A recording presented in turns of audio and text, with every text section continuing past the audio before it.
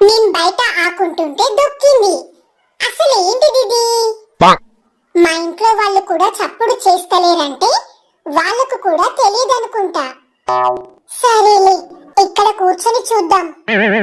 ఏవో బొమ్మలున్నాయి, కొన్ని నెంబర్స్ ఉన్నాయి.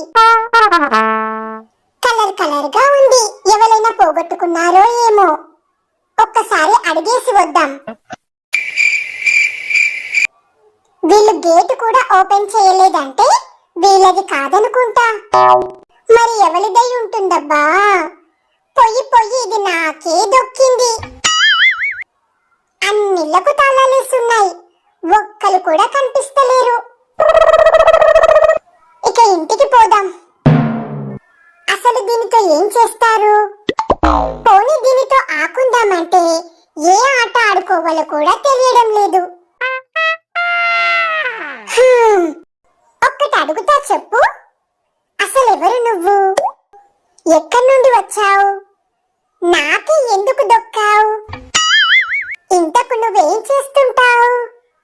పాపం, దీనికి మాటలు కూడా రావనుకుంటా.